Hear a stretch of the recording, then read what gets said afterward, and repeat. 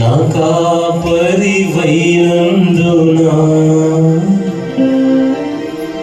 నాకు ధైర్యముగా ఉన్నది. నా సంపదవైనందున నాకు సమృద్ధిగా ఉన్నది. నా కాపరివైనందున నాకు ధైర్యముగా ఉన్నది. నా సంపదవైనందున సమృద్ధిగా ఉన్నది.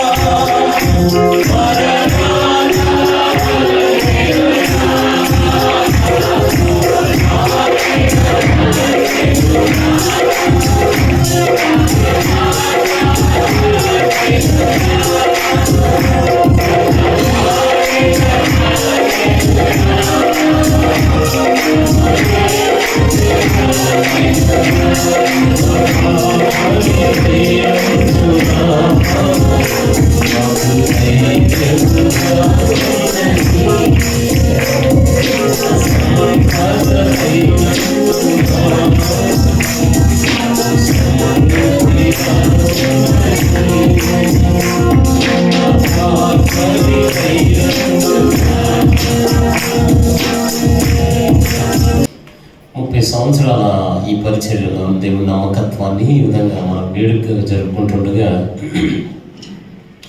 30 అన్నది చాలా ప్రాముఖ్యమైనది అన్నాడు. సంఖ్యాకాండం 4వ అధ్యాయం 3వ వచనంలో పరిచర్య చేయడానికి 30 సంవత్సరాలు వచ్చిన వారందరినీ పిలవండి అని రాశాడు. రెండవది, యోసేపు రాజ్యాధికారం సంతరించుకునే ముందు దేశ సంచారం చేసింది 30వ ఏట.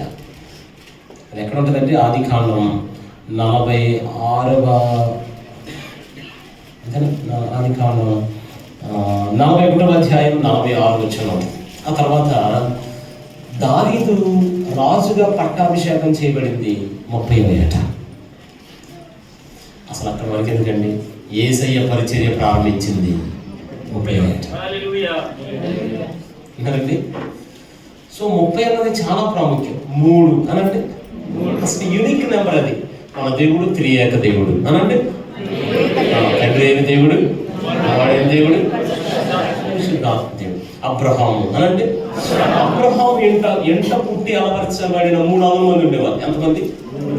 300 మందితో 9 మంది రాజులు జయించాడు ఆయన. ఎంతమంది అండి? 9 మంది రాజులు జయించాడు. యేసయ్య పుట్టినప్పుడు ఆరాధించడానికి జ్ఞానులు వచ్చారు. సరే, ఎక్కువ మంది ఉండొచ్చు, కానీ బైబిల్లో ఎంతమందిని మెన్షన్ చేశారంటే 3. ఇక అలా చూసుకుంటూ వెళ్తే ఆ 3 అన్న సంఖ్య చాలా ప్రాముఖ్యం. యేసయ్య పునరుద్ధారణ అయింది. ఆయన పరిచయం చేసింది సుమారుగా యేసయ్య 3.5 సంవత్సరాలు. ఈ పరిశుద్ధాత్మ కూడికల్లో లేకపోతే ఈ నూతన సంవత్సర వార్షికోత్సవ కూడికల్లో నేను ఎక్కువసేపు మాట్లాడాలని కాదు, కానీ ఒక చిన్న కీర్తన మీకు వివరించాలని పరిశుద్ధాత్మ హృదయాన్ని. అది కూడా 3 మీద వస్తే బాగుంటుందని 133వ కీర్తన. అందరం కీర్తన 133వ కీర్తన. ఒక 40 నిమిషాలు మాట్లాడతాను నేను. మీరందరూ కొంచెం శ్రద్ధగా దేవుని మాటలు వినండి. 133వ కీర్తన. అందరూ బైబిల్ చేతితో ఇలా పట్టుకుని అందరం కలిపి చదువుదాం. అందరం కలిపి చదువుతున్నాం. 133వ అధ్యాయం. Ready, 1 2 3 start. సహోదరుల ఐక్యత కలిగి ఉంటారు. నేను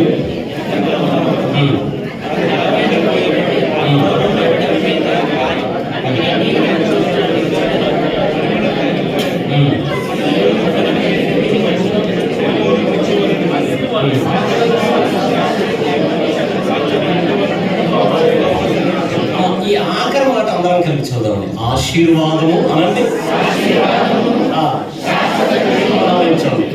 ఒక ఆయన పేరేమో ఆశీర్వాదం, రెండు ఆయన పేరేమో. వీళ్ళిద్దరిని అక్కడికి వెళ్ళి ఉండమంటాడట. ఎవరిద్దరిని? ఒక ఆయనేమో ఆశీర్వాదం, ఇంకొక ఆయన పేరేమో శాశ్వత జీవం, అంటే ఆరోగ్యం, దీర్ఘాయువు. ఆమెను అంటారు ఒకసారి. వీళ్ళిద్దరిని మన ఇంటికి వచ్చి ఉండమంటాడంట దేవుడు. ఆమెను అనండి. వాళ్ళిద్దరు మన ఇంటికి వస్తారు. కొంచెం గట్టిగా 2026వ సంవత్సరం 30వ వార్షికోత్సవం. యెహోవా సెలవిస్తున్నాడట. ఏమని? ఆశీర్వాదం అయ్యా, శాశ్వత్యమో అయ్యా, మీరిద్దరూ ఫలానా కింగ్ జీసస్ గాస్పెల్ మినిస్ట్రీలో ఉన్న ప్రతి కుటుంబంలోనికి వెళ్ళి నివసించండి. చేతుల పైకి ఎత్తి ఒకసారి థ్యాంక్ యూ జీసస్ అని చెప్తారు. అందరూ విశ్వాసంతో చెప్తారా? రెండు చేతులు అల్లాడిస్తూ చెప్తారా? Thank you Jesus, thank you Jesus, thank you. ఇప్పుడు నా ప్రశ్న ఏంటంటే, మోడీ గారు ఒక కార్పొరేటర్ గారికి ఫోన్ చేసి ఫలానా రోడ్డు ఏమంటే ఏరా మాట్లాడలా, అసలు నిద్రపోకుండా వేయాలి. అవునా కదా? అలాంటిది సాక్షాత్తు సార్వభౌమాధికారం కలిగిన దేవుడే ఆశీర్వాదం. తర్వాత మీరిద్దరు వెళ్ళి పలానా వాళ్ళ ఇంట్లో నివసించండి అని చెప్తే రావా? ఖచ్చితంగా. అయితే పైన ఒక కండిషన్ చెప్పాడు. ఆ రెండు మన ఇంటికి రావాలంటే మొట్టమొదటి వచనం అందరం కలిసి చదువుదాం. సహోదరుల మధ్య ఏముండాలట? మీరు బాగా గమనించండి. ఏ ఇంట్లో అయితే అన్నదమ్ములు కలిసి ఉంటారో, ఆమె నమ్మలకు సార్, అక్క చెల్లెలు కలిసి ఉంటారు, లేకపోతే కుటుంబం అంతా కలిసి ఉంటుందో, వీళ్ళిద్దరు అక్కడ ఉంటారు. ఒక ఆయన పేరేమో, ఇంకొక ఆయన పేరేమో. వీళ్ళిద్దరు మన ఇంట్లో ఉండాలంటే మనం అందరం కుటుంబాలుగా ఐక్యంగా ఉండాలి. అదే సీక్రెట్. అన్నయ్య నేను సొంత అన్నదమ్ములు, మేమిద్దరం కలిసి ఉన్నాం అనుకోండి, మా ఇంట్లో ఆశీర్వాదం. అయ్యగారు ఉన్నారు, అయ్యగారికి అక్క చెల్లెళ్ళు అన్నదమ్ములు అందరూ ఉంటారు కదా, వాళ్ళందరూ కలిసి ఉన్నారు అనుకోండి, వీళ్ళిద్దరు ఇంటికి వస్తారు. అమ్మా మీకు అక్క చెల్లెళ్ళు అన్నదమ్ములు ఉంటారు కదమ్మా, మీరు అందరూ కలిసి ఉన్నారు అనుకోండి, వీళ్ళిద్దరు ఇంటికి వచ్చేస్తారు. హల్లెలూయా, హల్లెలూయా. బాగా గమనించాలి. ఇలా కలిసి ఉన్న ఒక కుటుంబాన్ని కింద మెన్షన్ చేశాడు. అలా కలిసి ఉన్న ఒక కుటుంబాన్ని కింద మెన్షన్ చేశాడు. 2వ వచనం చూద్దాం. అది తల మీద పోయబడి, ఆ తర్వాత ఎవరి కుటుంబం? అది అహరోను. అనండి ఒకసారి గట్టిగా, అహరోను కుటుంబం అనండి. మీరు బాగా గమనించగలిగితే ఆమ్రాము, యొకెబెతు, 3 పిల్లలు. ఒక ఆయన పేరేమో అహరోను, నెక్స్ట్ మిరియాము, నెక్స్ట్ మోషే. ఇలా 3 కుటుంబాన్ని చూపించాడు. మా బైబిల్ గ్రంథంలో అత్యంత most beautiful and most successful family in the Bible is Moshe family. వాళ్ళకున్న ఐక్యత ఎవరిలో లేదు. కొంచెం జాగ్రత్తగా వినండి. దేవుడు అందుకే ఈ 2 ఏది నెంబర్ 1 నెంబర్ 2 వాళ్ళ ఇంటికి పంపించాడు. ఎవరింటికి? మీరు బాగా గమనించాలి. మిరియాము పెద్ద బాగా పాటలు పాడతారు. ఇప్పుడు దాకా చాలా మంది అద్భుతంగా పాడారు, నిజంగా చాలా అద్భుతంగా పాడారు. ఆ తర్వాత అహరోను చాలా పెద్ద ప్రసంగికుడు, మోషే అద్భుతమైన నాయకుడు. ఒక కుటుంబంలో ఒక వర్షిప్ లీడర్ ఉన్నారు, పెద్ద ప్రీచర్ ఉన్నారు, అనేక మందిని నడిపించే ఒక పెద్ద లీడర్ ఉన్నాడు. మన కుటుంబాల్లో కూడా ఈ 3 క్వాలిటీస్ నిలిచి ఉండే కృపణ దేవాదేవుడు. 2 చేతుల పైకి ఆమె చెప్పాలి. మంచి ఆరాధికులు దేవాదేవుడు లేవన్నారు. అద్భుతంగా దేవుని వాక్యాన్ని మన హృదయంలోనికి తీసుకుని అనేక మందికి ప్రకటించగలిగే వారిగా మనం నుంచి అనేక మందిని నడిపించి ఒక నాయకత్వపు పుట్టిన ప్రభు మనం అందరికీ అనుగ్రహించాలి. అసలు ఈ అన్నదమ్ములు అక్క ఎలా కలిసి ఉండేవాళ్ళు అనుకుంటున్నారు? ఇప్పుడు మోషే కాలంలో చిన్న పిల్లలందరినీ చంపేమన్నారు. హెబ్రీ స్త్రీలకు పుట్టిన బిడ్డలందరినీ 2 సంవత్సరాల లోపు వాళ్ళందరినీ చంపేయమన్నాడు. చంపేయమనగానే ఇప్పుడు మోషే కూడా ఆ లిస్టులో చచ్చిపోవాలి. మోషే కూడా ఆ లిస్టులో చచ్చిపోవాలి. కరెక్ట్గా యొక్కైతే ఇంటి బయట సైనికుడు నించున్నాడు కత్తి పట్టుకుని. లోపలేమో మోషేని దాచిపెట్టారు. మోషే ఏడుపు వినపడిందా కత్తి పట్టుకుని వెళ్ళిపోయి చంపేస్తాడు. ఎవరిని? మోషేని. ఇక అమ్మ చెప్పింది అక్కతో, మిరియాము మమ్మీ, అహరోను మమ్మీ, మీరిద్దరే మీ తమ్ముని కాపాడుకోవాలి. సరే మమ్మీ అన్నాడు. ఇక బయట ఏమో సైనికుడు ఉన్నాడు. అప్పటికి చాలా మంది చిన్నపిల్లలు చచ్చిపోయారు. మోషే కూడా చంపబడాలి. ఇక టైం దగ్గర మోషే అంట ఏడు పెత్తగానే మిరియాము పాటెత్తింది. ఈ ఏడుపు బయటోడికి వినపడకూడదని, సైనికుడికి వినపడకూడదని ఇక ఏడుపు మొదలెట్టగానే హల్లెలూయా స్తుతి మహిమ ఎల్లప్పుడూ దేవుని చప్పట్లు పాడండి. మ్యూజిక్ ఏమొద్దు. హల్లెలూయా స్తుతి మహిమ ఎల్లప్పుడూ దేవుని చప్పట్లు పాడండి. హల్లెలూయా హల్లెలూయా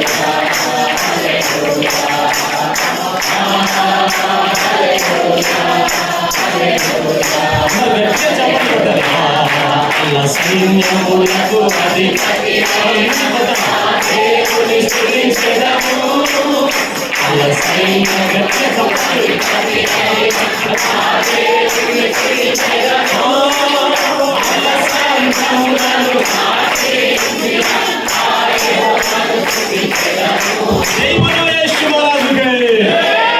ఎప్పుడు దాకా పాడేది? పిల్లడు 7 పాడిపోయి ఆపేదాకా చెప్పండి. 7 పాపేదాకా పాడతానే ఉండేది. అట్టొచ్చిన మిరియాము పాటలు. ఎవరిని కాపాడుకోవడానికి? రైట్. ఒక రోజు మిరియాము కొట్టుకెళ్ళింది షాప్కి వెళ్ళగానే మళ్ళీ ఏడు మొదలెట్టాడు. పాట అతనికి అక్కలేదు. ఎవరున్నారు? అన్నయ్య ఉన్నాడు. ఈయనకేమో పాటలు పాడుతున్నారు. ఇక ఏం చేశాడంటే చిన్న మైకోటి, ఓ ప్రజలారా యేసుక్రీస్తున్నాము మీకు శుభం కలుగును అని ప్రసంగం ఎత్తాడు ఆయన. ఆమె నల్లరసం మీద దేవుడికి స్తోత్రం కలుగునుగా. ఎప్పుడు దాకా ప్రసంగం చేశాడు? థ్యాంక్స్ అండి. 7 పాపేదాకా ప్రసంగం. అలా అహరోనుకి ఏమొచ్చేసినాయి? ప్రసంగాలు వచ్చేసినాయి. ఏమేమో పాట ఎత్తేది ఆయనేమో ప్రసంగం, ఏమేమో పాట ఎత్తేది. ఇక మేము ఆయనేమని చెప్పి చివరాక తీసుకెళ్లి జమ్ముపెట్లో మోషేని పెడితే ఈ లోపు ఫరో కుమార్తె చూసింది. మిరియాము అక్క ఎంత తెలివైందంటే తమ్ముడిని కాపాడుకోసం తమ్ముడిని నేరుగా ఫరో కుమార్తె చూస్తే తమ్ముడిని పోషించడానికి సొంత తల్లికి రాజకుమార్తెతో మాట్లాడి ఆయా పోస్ట్ ఇప్పించేసింది. సొంత తల్లి పాలు తాగి పెరుగుతున్నాడు. ఎవరు కారణం? ఎవరు చెప్పండి. కారణం ఎవరు? వాళ్ళ ఐక్యత చూసారా? ఆమె అనట్లేదు కానీ మీరు అందరూ దేవుని స్తోత్రం చెప్తారా? యొక్కబేతు కూడా మోషేని ఎలా పెంచింది తెలుసండి. నానా నువ్వు ఐగుప్తులు పెరుగుతున్నావు, కానీ ఐగుప్తుకి మనకి ఏ సంబంధం? మన ఇశ్రాయేలీయులు. ఆమె నమ్మండి. మన దేవుడు గొప్పవాడు, మన దేవుడు నమ్మదగిన వాడు. మన పితరుడైన అబ్రహామును పిలిచాడు, వాగ్దానం ఇచ్చాడు. మనం వాగ్దాన దేశాన్ని స్వతంత్రించుకోవాలి. మనం ఇక్కడ ఉండవలసిన వారం కాదు. ఆమె నమ్మండి. మనం ప్రభు దగ్గరికి వెళ్ళవలసిన వారం. లోకాన్ని అలవాటు చేసుకోవద్దు, ఈ సుఖాన్ని అలవాటు చేసుకోవద్దు. ఈ రాజగృహంలో సుఖభోగాలు మనకు అనవసరం. తెలుసండి, 40 సంవత్సరాలు తిన్న ఫరో తిండే వంట పట్ల మోషేకి 1 సంవత్సరం తల్లి పాలు వంట పట్టాయి. అందుకే ఈ లోక సుఖభోగాల కన్నా దేవుని విషయమైన నింద నాకు మేలని చెప్పి ఇశ్రాయేలుతో నడవడం మొదలు పెట్టాడు మోషే. దేవునికి స్తోత్రం కలుగును గాక. హల్లెలూయా. అలా పెంచింది తల్లి. 40 సంవత్సరాల ఫరో తిండి వంట పట్ల 1 సంవత్సరం తల్లి తిండి వంట పట్టింది. బాగా గమనించాలి. నేను ఒక మాట చెప్పనమ్మా, మన పిల్లల్ని మన మాటలతోనే పెంచేవారిగా మారాలి. దేవునికి స్తోత్రం కలుగునుగా. హల్లెలూయా. ఇక ఇలా ఉండే కుటుంబం ఇంకెలా ఉంటుందండి? వీళ్ళిద్దరు వచ్చేస్తారండి. ఒక ఆయన పేరేమో ఆశీర్వాదం, ఇంకొక ఆయన పేరేమో అసలు ఇప్పుడు రోజులు ఎట్లా ఉన్నాయి? అసలు మనుషులు మాట్లాడుకుంటున్నారా? ఏదో చెప్పండి. ఇంట్లో కూడా వాట్సాప్ మెసేజ్ పెట్టుకుంటున్నారు. మమ్మీ కాఫీ అంటాడు వాడు బెడ్రూమ్లో నుంచి. అమ్మగారు కాఫీ తీసుకెళ్ళి రూమ్ దగ్గర పెట్టి ఇంటికి వచ్చి రే బయట పెట్టా కాఫీ తాగే. అసలు పట్టపగల్లో ఈ నెట్ట కరగట్లేదంట. పట్టపగల్లో రాత్రులు అవగానే జరిగిపోతుందంట. ఏం జరుగుతుంది? రాత్రులు ఎంత నెట్ అయిపోతుంది. నిఘా పెట్టారు ఇంటెలిజెన్స్ వాళ్ళు. ఏమీ లేదు, రాత్రులు ఇటు ముసుగే కానీ లోపల వెలుగు ప్రకాశిస్తుంది. ఎంతసేపు ఫోన్ నీకెందుకు మమ్మీ? ఉండేది ఎవరింట్లో చెప్పడం, తినేది ఎవరు తిండి? ఎంతసేపు నాకు ప్రాజెక్ట్ మమ్మీ లాక్డౌన్లో. అసలండి అన్ని దేశాలలో మనలలోనే ఉన్నారండి బాబు. మా చిన్నప్పుడు 7:30కే మేడ మీదకి వెళ్ళిపోయి పడుకునే వాళ్ళం. ఇప్పుడు అట్ట కాదు, మా తరంలో ఎవరు లేదట, చాలా ఉన్నారుగా. ఇప్పుడు అట్ట కాదు, ఒకడు అమెరికా టైంలో పడుకుంటాడు, ఇంకొకటి ఆఫ్రికా టైం, ఇంకోటి సౌదీ అరేబియా టైం, ఇంకోటి తాలిబాన్ టైం, అసలు ఇంకోటి పడుకోడు. ఏం చేస్తారంటే ఎంతసేపు ప్రాజెక్ట్ మమ్మీ లాక్డౌన్. అసలు కొన్ని సమాధానాలు ఉంటాయండి ఈ రోజుల్లో. ఎక్కడికి రా, ఇక్కడికే. ఆ ఇక్కడికి అన్న ఊరు ఎక్కడ ఉందో ఈ రోజుకి కనుక్కున్నాను. ప్రపంచంలో తిరిగి వెళ్తాను. నిజం నిజమండి బాబు. హల్లెలూయా అన్నాడు. మీరు గట్టిగా అండి. హల్లెలూయా, దేవునికి స్తోత్రం కలుగునుగా. హల్లెలూయా. అసలు మనుషులు మాట్లాడుకోవడం మానేసారు. కీర్తన గ్రంథం అలా గురించి హబక్కూకు పుస్తకం తిండి ఒకసారి. అక్కడ ప్రవచనం ఉంది. హబక్కూకు గ్రంథం, హబక్కూకు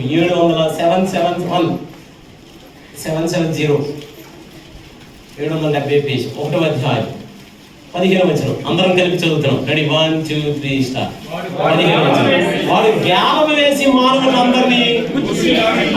గ్యాలానికి ఎన్ని చేపలు పడతాయినా చెప్పండి, ఎన్ని చేపలండి? ఈ ఒక్క చేపతో పని అవదని ఏం చేశాడంట ఈసారి? ఉరుడు ఒక్కి చిక్కించుకొనిచున్నాడు. ఒక్క చేపతో పని అవదని వాడు ఈసారి ఏం చేశాడు? తన వలతో వారిని కూర్చుకొని సంతోషపడి గంతులు వేయించున్నాడు. గ్యాల వేసాడు, ఒక్క చేపే పడుతుంది. ఇట కాదని వల వేసాడు. వల కానీ ఒక చేప పడుతుందా? బోల్డన్ని చేపలు పడతాయి, అవునా కదా? ఇది హబక్కూకు ప్రవచించాడు. ఒక్క గ్యాలానికి పడట్లేదని ఈరోజు వల పడిపోయింది. వలకి ఇంగ్లీష్లో ఏమంటారు? దీనికి పడ్డం మనం. నిజమండి, వలకి పడిపోయారట అందరూ. ఇప్పుడు ఈరోజు మనం పెయింట్ వేయాలంటే ఎక్కడ చూస్తున్నాం? ఈ కట్టలు కొనాలంటే అంతే కదా. ఇప్పుడు కాసేపు ఇక్కడి నుంచి వెళ్ళిపోయిన తర్వాత ఆకలి అవుతుంది. ఆకలి అయితే వండే అంత టైం అదే టొమాటో అనేది ఉంటుంది చేతిలో. ఇవన్నీ ఎక్కడైపోతున్నాయి పనులు? ఫోన్లోనే అల్లెలు ఎలాంటి గట్టిగా. అసలు చిన్నపిల్లగాళ్ళు ఉన్నారు కదా, అలాగే మీరు భోజనం తినడం నేర్పాలంటే సంవత్సరం నేర్పాలి. అదే ఆ డోరం వెనకాడు స్పూన్తో తినే వీడియో ఒకటి చూపిండి అరగంట, మీకే నేర్పాడు అరగంటలో. Mummy don't use your hand, mummy very don't mummy use with spoon. మరే నీకు ఎవరు చెప్పారు రా డోరో మెన్? నిజమండి బాబు. అసలు ఈ రోజుల్లో మనుషులు మాట్లాడుకోవడం మానేశారు. మనుషులకి మధ్య ఐక్యత లేదు. ఇక్కడ కుటుంబాన్ని చూపించాడండి. వాళ్ళ అన్నదమ్ములు, అక్క చెల్లెలు అందరూ కలిసి ఉండటాన్ని బట్టి వారి ఇంట్లో ఏముందట? నెంబర్ 1 ఆశీర్వాదం, నెంబర్ 1 శాశ్వత జీవాన్ని దేవాదేవుడు అనుగ్రహించాడట. ఆరోగ్యం, ఎంత ఆరోగ్యం అండి! నిర్గమాకాండం ఒకసారి ఫర్ ఎగ్జాంపుల్ చూపిస్తాను. శాశ్వత జీవం అన్న మాటకి నిర్గమాకాండం 19వ అధ్యాయం. నిర్గమాకాండం 19వ అధ్యాయం 20 వచనం చదువుతారా అందరూ కలిసి? Ready, 1 2 3 start. సీనాయి పర్వతం మీదకి, పర్వత శిఖరం మీదకి. పర్వతం మీదకి వచ్చారా? పర్వత శిఖరం మీదకి దిగి వచ్చారా? దిగి వచ్చారు. ఆ తర్వాత పర్వత శిఖరం మీదకి రమ్మని మోషేను పిలువగా. పర్వతం మీదకి రమ్మన్నాడా మోషేని? పర్వత శిఖరం మీదకి రమ్మన్నాడా? గట్టిగా చెప్పాలండి. పర్వతం మీదకా పర్వత శిఖరం మీదకా? చదవండి. పర్వత శిఖరం మీదకి రమ్మని మోషేను పిలువగా. మోషే నేను రాలేదనేను. గట్టిగా చెప్పండి, నా వల్ల కాదనేను. మీ బైబిల్ ఏముందో చెప్పండి గట్టిగా. అయ్యి బాబు, ఇది చలికాలం, నా వల్ల కాదనేను, నేను ఎక్కలేనా నేను. మీకు విషయం తెలుసా? ఈ వచనం నెరవేరేటప్పటికీ మోషే వయసు 100 సంవత్సరాలు. ఈ రాత్రి 100 సంవత్సరాలు ఉన్నారు. ఒకసారి హల్లెలూయా అనండి.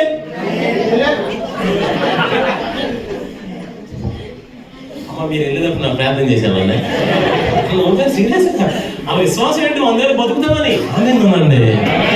మీకు క్వశ్చన్ తెలుసండి, 100 సంవత్సరాల వయసులో కూడా మోషే పెద్ద మోకాళ్ళ మీద చేతులెత్తి ప్రార్థించేంత ఆరోగ్యాన్ని దేవుడు అనుగ్రహించాడు. 100 సంవత్సరాల వయసులో కూడా బాప్తిస్మాలు ఇస్తూనే ఉన్నాడు. 100 సంవత్సరాల వయసులో కూడా హాస్పిటల్లో లేడు, బలిపీఠం దగ్గరే ఉన్నాడు. 100 సంవత్సరాల వయసులో కూడా ఇంజక్షన్లు చేయట్లేదు, అనేక మందికి ప్రార్థనలు చేస్తూనే ఉన్నాడు, చేతులు ఎత్తుతూనే ఉన్నాడు. కారణం ఏంటనుకుంటున్నారు? శాశ్వత జీవం, ఆశీర్వాదం. ఎందుకు? ఐక్యత.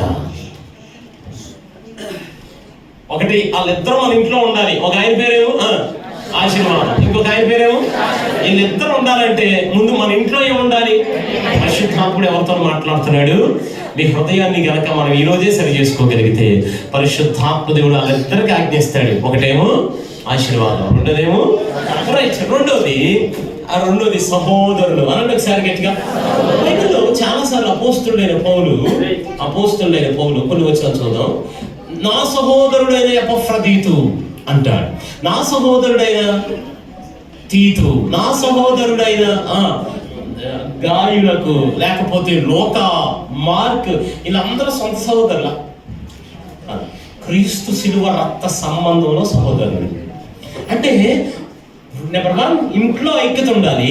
నెంబర్ 2 క్రీస్తు రక్తం ద్వారా కడగబడిన మన ఇంటికన్నా ప్రాముఖ్యమైన దేవుని ఇంట్లో ఉన్న మనందరం సహోదరులు వల్ల ఐక్యత కలిగి ఉండాలి. బైబిల్లో అలా కొన్ని వచనాలు చూద్దాం. అపోస్తలుల కార్యముల గ్రంథం, ఒకసారి అపోస్తలుల కార్యాల గ్రంథం 1వ అధ్యాయం. త్వరగా తెస్తారా? అపోస్తలుల కార్యముల గ్రంథం. మీకు నా మాటలు అర్థమైతే ఒకసారి ఆమేన్ అంటారా? అపోస్తలుల కార్యముల గ్రంథం 1వ అధ్యాయం 15వ వచనం అందరం కలిపి చదువుతారండి. రెడీ? 1 2 3 స్టార్ట్.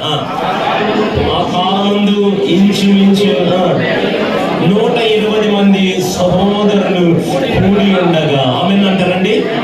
వాళ్ళందరూ సొంత సహోదరులా? కాదు, కానీ వాళ్ళందరూ కూడగానే పరిశుద్ధాత్ముడు వారి మీదకి దిగి రావడం ప్రారంభించాడు. రైట్. నెంబర్ 2 అదే అపోస్తలుల కార్యముల గ్రంథం 9వ అధ్యాయం 30వ వచనం. 9వ అధ్యాయం 30వ వచనం. 9వ అధ్యాయం 30వ వచనం చదవండి. సహోదరులు దీన్ని తెలుసుకొని అతన్ని కైసరియకు తోడుకొని వచ్చి తార్షులకు పౌలును చంపేద్దాం అనుకున్నప్పుడు సహోదరులంతా అది తెలుసుకుని పౌలు కాపాడారట. పోనీ అక్కడ అయిపోయిందా? 10వ అధ్యాయం 23వ వచనం. ఆ తర్వాత పేజీలో ఉంటుంది 23వ వచనం. మరునాడు అతడు లేచి వారితో కూడా బయలుదేరి యొప్పే వారిలో కొందరు సహోదరులు వారితో వెళ్ళి. ఇలా అందరూ సొంత సహోదరులు కాదు, మందిరంలో ఆత్మీయ శిలువ రక్త సంబంధికులు. 11వ అధ్యాయం 1వ వచనం చదవండి. అన్యజనులను దేవుని వాక్యమును అంగీకరించిన అపోస్తలులందరూ యోధంతటా సహోదరులు వినిరి హల్లెలూయా చెప్పండి. అదే 11వ అధ్యాయం 29వ వచనం చదవండి. అదే 11వ అధ్యాయం 29వ వచనం చదవండి. అప్పుడు శిష్యులను ప్రతివాడును తన శక్తి కొరత యోదయాలో కాపురం ఉన్న సహోదరులకు హల్లెలూయా. 21వ అధ్యాయం అదే అపోస్తలుల కార్యముల గ్రంథం 21వ అధ్యాయం 17వ వచనం అందరం కలిపి చదువుతున్నాం. మేము యెరూషలేముకు వచ్చినప్పుడు సహోదరులు మమ్మల్ని చేర్చుకుంది. అలా చూసుకుంటూ పోతే ప్రతి పత్రిక స్టార్టింగ్ లో సహోదరులకును దాసులకును అని అన్నాడు. నెంబర్ 1 కుటుంబంలో ఐక్యత ఉంటే వీళ్ళిద్దరు ఉంటారు, ఆశీర్వాదం శాశ్వత. నెంబర్ 2 మందిరంలో ఐక్యంగా ఉండాలి. ఆమేన్ అనండి. వీళ్ళందరూ మందిరంలో ఐక్యంగా ఉంటే పరిశుద్ధాత్ముడు దిగొచ్చాడు. ఆ తర్వాత అక్కడ ఆశీర్వాదం ఉండడానికి దేవదేవుడు కార్యం చేశాడు. ఎప్పుడైతే పరిశుద్ధాత్ముడు వచ్చాడు, ఒక్క ప్రసంగానికి 3000 చేపలు, 5000 చేపలు, మంత్రులకు బాప్తిస్మాలు, చెరసాల యజమానికి బాప్తిస్మాలు. కారణం ఏంటి? ఐక్యంగా. నెంబర్ 1 కుటుంబాల్లో ఐక్యత. నెంబర్ 2 సంఘంలో ఐక్యత. 3వ మాట అదే 133వ అధ్యాయం. ఇక నా మాట్లాడలేదు, ఒకసారి ఆమేన్ అంటారా? 133వ అధ్యాయం 2వ వచనం. నెక్స్ట్ అమ్మ నెంబర్ 1 చెప్పండి. సహోదరులు మన ఇంట్లో ఐక్యత ఉండాలి. ఆ తర్వాత రెండోది సంఘంలో ఐక్యత ఉండాలి. ఇప్పుడు 3వది అందరం కలిపి చదువుతున్నాం. రెడీ? 1 2 3 స్టార్ట్. అందరు చదువుతారండి. బైబిల్ అలా చేత పట్టుకొని కొంచెం పైకి పట్టుకుని చదవండి. రెడీ? 1 2 3 స్టార్ట్. అది తల మీద పోయబడి అహరోను గడ్డము మీదగా కారి అతని అంగీల అంచుల వరకు దిగజారిన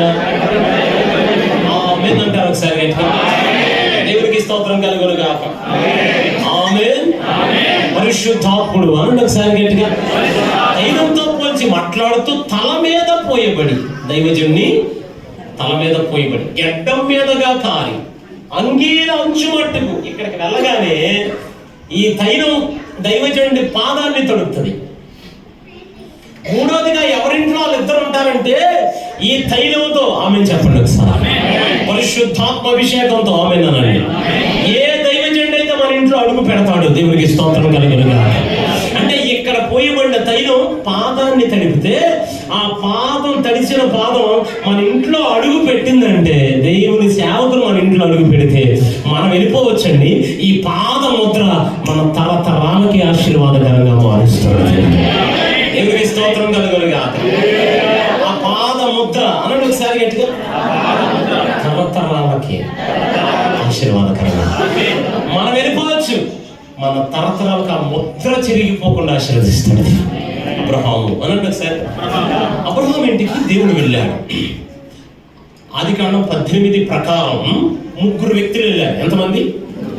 3 వ్యక్తుల్ని అబ్రహాము ఏకవచనంతో, సింగులర్ వర్డ్, ప్రభువా అని సంబోధించాడు. త్రియేక దేవుడు ఏకవచనంతో సంబోధించాడు. అయితే కొంచెం జాగ్రత్తగా, ఇలా 3 వెళ్ళినప్పుడు అబ్రహాం అన్నాడు, అయ్యా నేనే భోజనం ఏర్పాటు చేస్తాను, నీకు భోంచేయి, నీకు ఏం అవసరం అది నేను పెడతా, ఈ ఒక్క మధ్యాహ్నం ఆతిథ్యం ఇచ్చే కృప నాకి అన్నాడు. సరే అన్నాడు. అన్నాడు. అమ్మగారు వచ్చారు. 3 మానికల పిండి కలుపాను. ఎన్ని మానికలు అంటాడండి? 3 మానికలు అంటే సుమారు 10 కేజీలు. ఎంతమందికి? 3కి. నేను వెళ్ళి పశువులు వేసుకొచ్చేస్తాను, నువ్వు 3 మానికలు పిండి కలిపి అయ్యగారికి భోజనం పెట్టాలి అన్నాడు. ఆమె అన్నాడు. రైట్. మామూలుగా అమ్మ ఈ కాలం శారములు అయితే, మామూలుగా మా ఏపు మిమ్మల్ని కదా, మా ఏపు ఈ కాలం శారములు అయితే ముందు అయ్యగారు సరేనండి అయ్యగారు అంటే అనగానే అబ్రహం నువ్వు సార్ అసలు టైం చూసాను 1 గంటగా, 1 గంటకి నేను పోయి తీసుకెళ్ళామా? అసలు ఏమనుకుంటా నువ్వు? జొమాటో లేదా, స్విగ్గీ లేదా, లేదా పెస్తా హౌస్ లేదా, నువ్వు ఎంతలో మరి మీరు అందరూ తెప్పించుకో, నేను మాత్రం అమ్మ మీరు సీరియస్ మా శారం మన కోసం చెప్తాను. అల్లు నువ్వు ఏమన్నా అలా చెప్పండి గట్టిగా అమ్మ. కానీ ఆ కాలంలో ఆ శారమ్మ 3 మానికల పిండి ఈయన వెళ్ళి పశువుని వేసుకొచ్చాడు. సరే ఒక ప్రశ్న అడుగుతా, 3కి చపాతీని చేయాలంటే ఎంత పిండి సరిపోద్దమ్మా?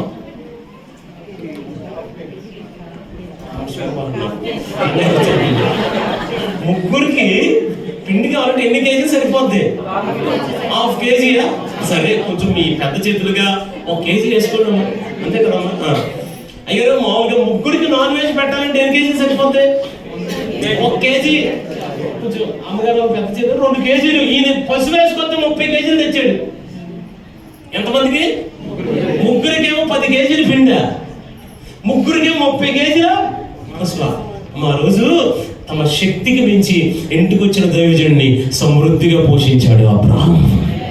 దేవుడు ఆ రోజు భోంచేసి గుర్తు పెట్టేసుకున్నాడండి అబ్రహాంని. అబ్రహం నీ తరతరాల ఆకలి పడకుండా నేను పోషిస్తాను అని మాట ఇచ్చాడు. అబ్రహం తర్వాత ఇస్సాకు వచ్చాడు, ఇస్సాకు తర్వాత యాకోబు వచ్చాడు, యాకోబు 12 గోత్రాలు. ఈ 12 గోత్రాలు సుమారుగా 6 లక్షల కాల్బలం 30 లక్షల మంది అయిపోతే, మీరు బైబిల్లో ఎక్కడన్నా ఈ 30 లక్షల మంది ఆకలికి చచ్చిపోయారని చదివారా? దాహానికి చచ్చిపోయారని చదివారా? ఇంకా తిండి ఎక్కువైపోయి చచ్చిపోయారంట. ఇంక బాబోయ్ బాబోయ్ అదే తిండవు కానీ ముక్కులో నుంచి వచ్చేదంట, నోట్లో నుంచి వచ్చేదంట. అసలు వాళ్ళు దేవుడికి ఇష్టలుగా లేరని కొరింథీ సంఘానికి పౌలు అపోస్తలుడు రాశాడు. అసలు వెళ్ళాడు ఆయన, అసలు ఇష్టపడలేదు కదా, ఒకడు వ్యభిచారం చేస్తున్నాడు, ఒక విగ్రహారాధన చేస్తున్నాడు. అయినా ఎందుకు అడవిలో పోషించావు, ఎడారిలో పోషించావు, పైగా బండ్లో నీళ్ళించి పోషించావు. మనం తాగేది మట్టిలో నీళ్లు. ఇశ్రాయేలు మట్టిలో నీళ్లు కాదు, బండ్లో నీళ్ళు తాగేది. ఏ నీళ్ళండి? మన దగ్గర మట్టిలో నీళ్లు లీటర్ 20 రూపాయలు, బండ్లో నీళ్లు లీటర్ 10,000. ఇండియాలో ఎద్దరైతే అవుతారు, ముఖేష్ అంబానీ గారి భార్య, రెండోది Virat Kohli. Very good sir, thank you sir. చూసారా, వాళ్ళు ఎద్దరైతే అవుతారంటే మనిషి రోజు 5 లీటర్లు తాగాలి. ఎన్ని లీటర్లు? 5 లీటర్లు తాగాలి. అంటే 50,000 రోజుకి నీటి ఖరీదు. బండలో నీళ్లు 50,000. నెలకి 15 లక్షలు. 5 తీసే తీసేయండి 10 లక్షలు నెలకి. సంవత్సరానికి 1,20,00,000, 20 తీసేయండి, ₹1,00,00,000 సంవత్సరానికి నీటి ఖరీదు. 2 సంవత్సరాలకి చెప్పండి, 2 సంవత్సరాలకి, 3 సంవత్సరాలకి, 4 సంవత్సరాలకి, 5 సంవత్సరాలకి, 40 సంవత్సరాలకి 40 కోట్లు. మీకు వచ్చింది తెలుసండి, ఒక్కరోజు దేవుడు ఆ ఇంటికి వచ్చి వెళ్ళిన ఒక్క కారణానికి తరతరాలని 500, 600, 700 సంవత్సరాలు పక్కన పెడితే ఈ రోజుకి 6,000 సంవత్సరాల వరకు మనల్ని దేవుడు పోషిస్తూనే ఉన్నాడండి. 2 చేతుల పైకి థ్యాంక్ యూ జీసస్ అని చెప్తారా? 2 చేతుల పైకి ఆమేన్ చెప్తారా? 2 చేతుల పైకి దేవుడికి స్తోత్రం చెప్తారా? ఆమేన్ అనాలి, ఆమేన్ అనాలి. ఒకసారి గట్టిగా 2 చేతులు అలాడిస్తూ ఆమేన్ అనగలిగితే మన కుటుంబాలను దేవుడు అలాగే పోషిస్తాడు, మన పిల్లలు అలాగే పోషిస్తాడు, మన పరిచయం దేవుడు అలాగే పోషిస్తాడు. 2 చేతుల పైకి ఆమేన్ అనగలిగితే ఎప్పుడైతే అభిషేకం కలిగిన దైవజనుడు మన ఇంట్లో అడుగు పెడతాడో, దైవజనుడు చనిపోవచ్చు, మనం వెళ్ళిపోవచ్చు, తరాలు మారిపోవచ్చు, కానీ దేవుని పాద ముద్ర ఎప్పటికీ చెరిగిపోదు. మన తరతరాలని ఆశీర్వదిస్తూనే ఉంటాడు ఆయన. స్తోత్రం, హల్లెలూయా, ఆమేన్. పరిశుద్ధాత్ముడు అది తల మీద పోయబడి గడ్డం మీదగా కాల్చు. అంటే ఐక్యత ఉన్న దగ్గర ఆశీర్వాదం, సహోదరుల ఐక్యత ఉన్న దగ్గర అకస్మాత్తుగా పరిశుద్ధాత్ముడు ఆత్మాభిషేకం కలిగిన దైవజనుడు మన ఇంట్లో అడుగు పెడితే స్వార్థ ప్రకటించు వారి పాదములు పర్వతముల మీద సుందరములు. ఆ పాదాలు మన ఇంట్లో అడుగు పెడితే ఆ ముద్ర ద్వారా దేవుడు మనల్ని ఆశీర్వదించడం ప్రారంభిస్తాడు. మనం అడ్డదిడ్డంగా ఆశీర్వదించబడాలంటే దైవజనుడు కనపడితే చాలు, ఇంటికి తీసుకొచ్చేయండి, మీ దగ్గర ఏడు పెట్టేసేయండి, అల్లెలు యేసు రక్తం ఒక్కలామే అంట్లా దేవునికి స్తోత్రం కలుగునుగా. హల్లెలూయా. ఇక చూసుకోండి, ఇక మీ ఇష్టం. నిజంగా ఆమేన్ పర్లేదా? దేవునికి స్తోత్రం కలుగునుగా. హల్లెలూయా, హల్లెలూయా. పరిశుద్ధాత్ముడు వస్తే ఆ కార్యాలు జరుగుతాయండి. మరియా అనండి, మరి దగ్గరికి గబ్రియల్ దూత వచ్చి అన్నాడు, ఏమన్నాడు? ఇగో నువ్వు పిల్లవాడికి అంటావు, ఆమేన్ అనండి. ఆ లోక రక్షణ ఇస్తాడు, ఆమేన్ అనండి. నిన్నే వాడుకోబోతున్నాడు దేవుడు, ఆమేన్. మరి ఏమంది, హౌ క్యాన్ దిస్ బి? ఇది ఎలా జరుగుతుంది? వెంటనే గబ్రియల్ దూత ఏమన్నాడు తెలుసా? పరిశుద్ధాత్ముడి ద్వారా జరుగుతుంది. మీకు మాట చెప్పనా, పరిశుద్ధాత్ముడు ఎప్పుడు వచ్చినా మునుపెన్నడూ జరగని కార్యాలు జరిగిస్తాడు. నిజమండి, కొన్ని కుటుంబాలు విచ్ఛిన్నం అయిపోతాయి. ఎలా కలుస్తాయి? ఎవరు కలపలేరు. ఐక్యత ఎలా వస్తుంది? మనుషులు సెటిల్మెంట్ చేస్తే అవదు. కొంతమంది అండి తరతరాల శాపాలతో, క్యాన్సర్ రోగం ఉందనుకోండి, తరం వెంబడతారు, వచ్చేస్తూ ఉంటుంది. దాన్ని ఎవడు బ్రేక్ చేయలేడు. మనకన్నా చాలా బలమైనవి. మనం యుద్ధం చేస్తే ఓడిపోతాం, కానీ మనలో ఉన్నవాడు లోకంలో ఉన్నవాడి కన్నా గొప్ప. గట్టిగా 2 చేతుల పైకి ఆమేన్ అంటున్నాడు. ఆమేన్, ఆమేన్, ఆమేన్ అంటున్నాడు. ఈ కుటుంబాన్ని పట్టి పిలుస్తున్న ప్రతి శాపం ఆమేన్ చెప్పండి గట్టిగా, గట్టిగా ఆమేన్ చెప్పండి గట్టిగా. దేవుని సేవకులుగా ఈరోజు రాత్రికాల సమయంలో ఈ 30వ వార్షికోత్సవం రోజున ఇద్దరు ఆమేన్ అంటున్నాడు. కానీ మీ కుటుంబాన్ని ఏర్పాటు చేస్తున్న ప్రతి శాపం కానీ అబ్రహాము అనండి, ఒకసారి చాలా కాలం పిల్లలు లేదు.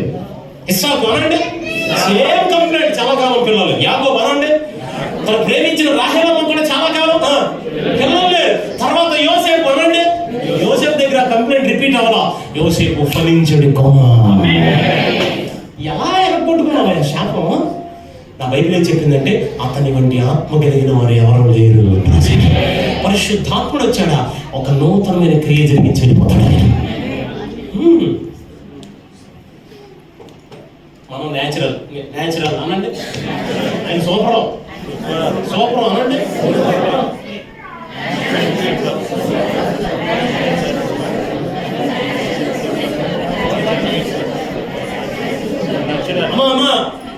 మనం ఏంటిది ఆయన ఏంటిదాం లేదు. ఆ సూపర్ ఈ న్యాచురల్ తెలితే ఏంటి కార్యాన్ని 30వ సంవత్సరం ప్రభు మన పరిచయం జరిగించను గాక. దేవునికి స్తోత్రం కలుగును గాక. అందుకే జకర్యా అన్నాడు, శక్తి చేతను బలము చేతనే లేదు,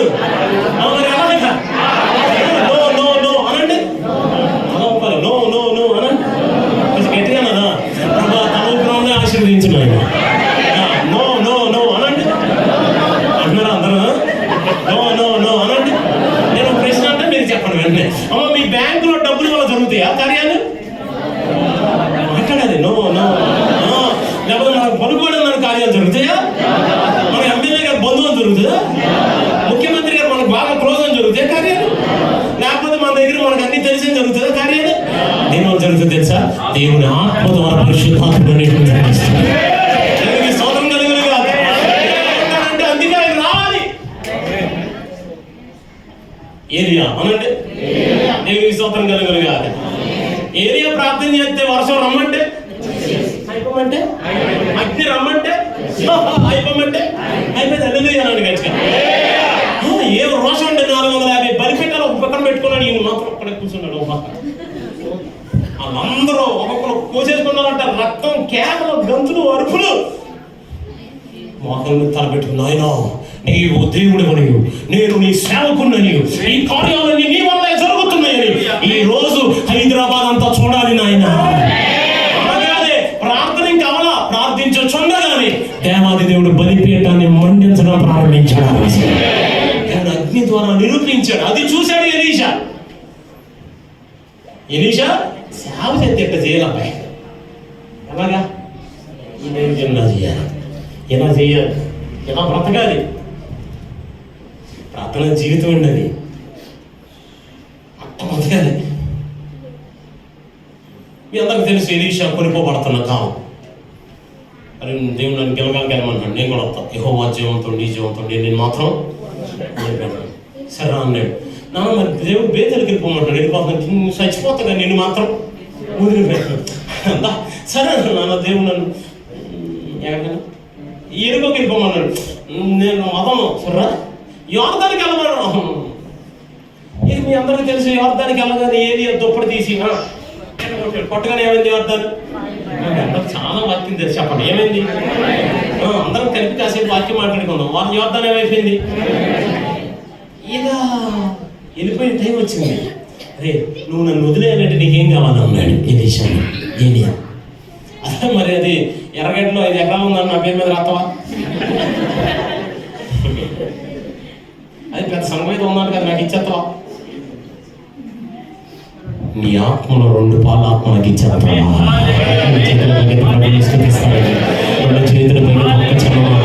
అందరూ 2 చేతుల పైకెత్తి అందరూ 2 చేతులు మనసారా యథార్థంగా అడుగుతారా? ఈ ఆత్మ నా కుటుంబం మీదకి రాని నాయన, అయ్యా నా బిడ్డల మీదకి రాని. 2 చేతుల పైకెత్తి ఒక్క 30 సెకండ్లు ప్రార్థన చేస్తారా? ఈ అద్భుతం నింపున్నాయి. ఆమె చెప్తాం, ఆమె చెప్తాం. అయ్యా పరిశుద్ధాత్ముడా అన్నాడు ఒకసారి గట్టిగా. పరిశుద్ధాత్ముడా గట్టిగా చెప్పాలి. పరిశుద్ధాత్ముడా, పరిశుద్ధాత్ముడా, పరిశుద్ధాత్ముడా. 2 పాలాత్మ. ఆమేన్ గట్టిగా ఆమేన్. దేవునికి స్తోత్రం. వర్షాన్ని దింపిన దైవజనుడు, అగ్నిని దింపిన దైవజనుడు. ఆయన అంటాడు, నువ్వు అడిగింది ఏదన్నా చేస్తాను రా, ఇది మాత్రం బహు కష్టంగా ఉంది. సరే మీ అందరికీ తెలిసిన విషయాలు ఇవన్నీ. నేను తీయబడకపోదు, నువ్వు నేను నీకు కనపడితే నీకు అయింది అన్నాడు. ఏది ఎక్కడిపోయాడు. ఆ తర్వాత దుప్పటి కింద పడి. మీరు మొదటి రోజు 19 ఇంటికి వెళ్ళిన తర్వాత చదువుకోగలిగితే ఈ దుప్పటితోనే ఏది ముఖాన్ని కప్పుకున్నాడు ఎక్కడ. సో ఈ దుప్పట్లో ఏముంది? ఇదే ముఖం. ఇది పట్టుకున్నాడు ఎలీషా. మీకు మాట చెప్పనా, చాలా మంది దైవజనుల దుప్పట్లు కింద పడి ఉన్నాయి. అది మరి ఆత్మ ఎలీషాలు కావాలి. ఈ రోజుల్లో అభిషేకాన్ని మోయగలిగిన వారు కావాలి. బక్సింగ్ అయ్య గారి అభిషేకాన్ని మోయగలిగిన వారు లేవాలి. ఒక ఏసన్న గారి అభిషేకాన్ని మోయగలిగిన వారు లేవాలి. ఒక పురుషోత్తం చౌదరి గారి అభిషేకాన్ని మోయగలిగిన ఆమె చెప్పండి ఒకసారి. దేవదాసరి గారి అభిషేకాన్ని మోయగలిగిన వారు కావాలి. మించి యేసుక్రీస్తు అభిషేకంతో పరిచర్య చేయగలిగిన సేవకులు లేవాలి. ఆమెకి స్తోత్రం కలుగును గాక. హల్లెలూయా. ఈ దుప్పటి పట్టుకున్నాడు ఎలీషా. అసలు ఇప్పుడు యోర్దాను దాటాలి. ఇందాకేమో గురువు గారు చీల్చాడు, వచ్చేసాడు. అసలు ఇప్పుడు ఏం జరుగుతుందో చూద్దామని వెళ్ళిపోయి ఈయన కూడా గురువు గారి దుప్పటితో ఎలీషా. చెప్పండి ఏమైంది? గట్టిగా చెప్పండి. ఇందాక ఎవరు చీల్చాడు యోర్దాన్ని? ఏలియా చీల్చాడు. అప్పుడు ఎలీషా చూస్తున్నాడు. ఎలీషా చూస్తున్నాడు. ఇప్పుడు దేవుని ఆత్మ ఎలీషా మీదకి వచ్చింది. నిన్నటి దాకా అద్భుతాలు చూసేవాడు ఎలీషా. ఎప్పుడైతే దేవుని ఆత్మ వచ్చిందో అద్భుతం చూసేవాడు కాదు, అద్భుతాలు చేసేవాడు కాదు. దేవునికి స్తోత్రం కలుగునుగా. అయ్యి బాబోయ్, చేశాడండి. 2-3 చెప్తాను నేనండి ఎలీషా పరిచర్య. నేను ఇక్కడికి వచ్చిన దగ్గర నుంచి వాటర్ బాటిల్ ఎత్తున్నారు అయ్యారు. ఎందుకు వాటర్ మారితే అంతే కదా, చెరుపు వచ్చేస్తే ఎలీషా అట్ట కాదు, బైబిల్లో రాసింది, నా మాట కాదు. ఎలీషా అట్ట కాదు, హైదరాబాద్ యేసు నామములో ఎర్రగట్లో నీళ్ళన్నీ మా ఉయ్యూరు నీళ్ళ మారిపోవును గాక. మారిపోతాయి. నేను వెళ్ళేదాకా మీరు ఉయ్యూరు నీళ్ళు ఆటమే. పై మా ఉయ్యూరు చాలా మంది ఉన్నారు ఇక్కడ. యేసు రక్తం నిజమండి. అసలు అక్కడ వరకు ఎందుకండి, మీరు కాదు కానీ మా ఏరియాలో వంటలు మా మీద ప్రయోగాలు చేస్తారు. తినగలరు, అయ్యా నువ్వు తినకపోతే మాకు ఆశీర్వాదం ఎక్కడ? నువ్వు తింటావా తినవా? యథార్థం చెప్తాను. ఇక్కడ నుంచి కావల దగ్గర అవతల ఊరు వెళ్ళాను మే మాసంలో, పోయిన సంవత్సరం. వంకాయ కూరలో పంచదార వేసి ఇచ్చారు. యథార్థం చెప్తున్నాను, సీరియస్. నాకేమో ఇదే కొత్త వంటకం అనుకుని వేసేసాను లోపల. వెళ్ళిపోయినప్పుడు అమ్మగారు ఆ స్వీట్ పదే ఉందండి అన్న. స్వీట్ ఎక్కడ తప్పలేదు, ఆ పచ్చమని ఏంటన్నా వంకాయ కూర అంట. వంకాయ కూర తీసుకొచ్చి స్పూన్ తీసి చేతిలో తినండి అన్న. అదేంటి అబ్బాయి ఉప్పు ఏదేదని చెప్పలేదు. మరి ఏం వేసాను? 2 తెల్లగా నేను పంచదార వేసాను అమ్మ. సీరియస్, నిజం, అబద్ధం చెప్తాను. అదే ఏది నేనంటే అమ్మాయి కాబట్టి తినేసాను. ఎలీషా తెలియజేయండి అట్లా ఉండదు. బైబిల్లో ఉంది, ఓ ఏదో పిండి ఉంటుంది, పిండి కలిపి యేసు నామములో ఈ కూర ఎర్రగడ్డ కూరలో మారిపోను గాక. మీరు మారిపోయింది. అక్కడ వరకు ఎందుకండి, ఎలీషా దైవజనుడు చచ్చిపోయాడు. సంవత్సరం అయిపోయింది, జ్ఞాపకార్థ కూటం కూడా, సంవత్సరం జ్ఞాపకార్థ కూటం కూడా అయిపోయింది. 2వ సారి 3వ సారి భోజనాలు కూడా అయిపోయింది. వెళ్ళిపోయారు, అందరూ తినేసి. ఆ తర్వాత రోజు నాలాంటి వాడు పోయాడు. ఈ సంవత్సరం క్రితం పాస్ చేశారు కదా, మట్టి అంతా కొట్టుకుపోయింది, ఫ్లాట్గా అయిపోయింది. మనం కూడా కొన్నిసార్లు ఎప్పుడన్నా అప్పుడప్పుడు చూస్తుంటాం కదా, ఈ తవ్వేటప్పుడు ఎముకలు కనపడుతుంటాయి. వీళ్ళు ఏం చేశారంటే ఎలీషా ఎముకలు ఉన్న దగ్గర తవ్వారు మన కోసం. ముక్కులు దూదలు తీసారు, నాకు వెనక అగరతలు వెలిగించేశారు. పెద్ద పెద్ద బ్యానర్ వేసి పరమకులు మొత్తం ఒక రేంజ్లో బాధ మామూలుగా కాదు. పాటలు పాడుకుంటూ వస్తున్నారు, పరదేశంలో అమ్మో అని పాటలు పాడుకొని రాగానే ఈ ఎముకలన్నీ దాచేశారు. ఎవరో తవ్వినోళ్ళు మేనేజ్ చేద్దామని. సరే జాగ్రత్త తీసుకెళ్ళి అప్పుడు దాకా ముక్కులో దూదులు అని పడిపోయినండి. జాగ్రత్త తీసుకెళ్ళి లోపల వేసారు నన్ను. అప్పుడు దాకా పైన పాటలు వినపడ్డాయి. లోపలికి వెళ్ళగానే ఎలీషా ఎముక నాకు ఇక్కడ తగిలింది. తగలగానే అప్పుడు దాకా అట్టొచ్చాను. అట్లాగానే అప్పుడు దాకా పాటలు పైన వినపడ్డాయి. ఒక్కసారి ఎలీషా ఎముక తగలగానే ఇప్పుడు పైన పాటలాగే లోపల మొదలై నాకు ధైర్యముగా ఉన్నది మా సంపద. ఎక్కడైనా పడతాయి, లోపలైనా పడతాయి. ఇక పైన పాడే వాళ్ళందరూ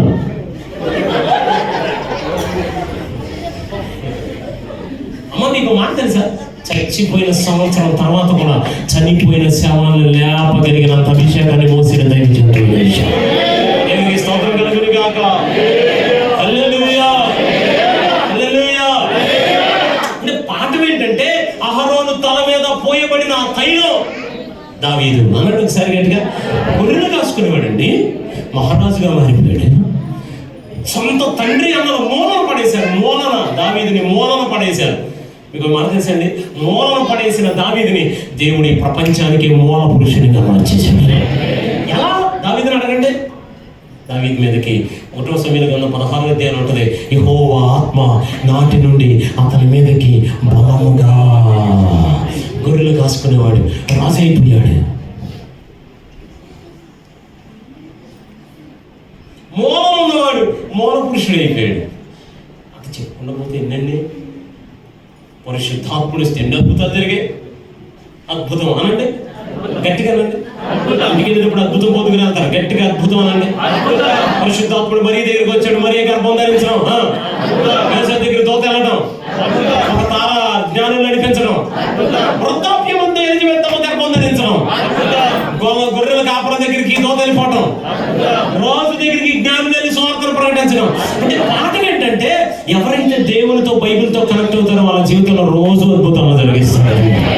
దేవునికి స్తోత్రం కలుగును గాక. హల్లెలూయా. పరిశుద్ధాత్ముడు రావాలి.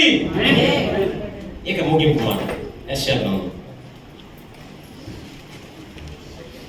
32వ అధ్యాయం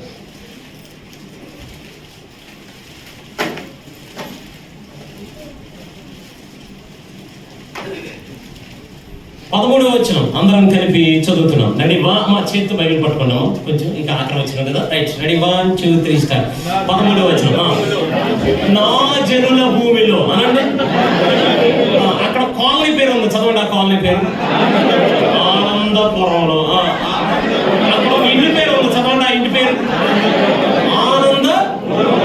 వైపు చూడండి. ఆ కాలనీ పేరు ఏంటండి? చెప్పండి అమ్మా. ఏంటమ్మా?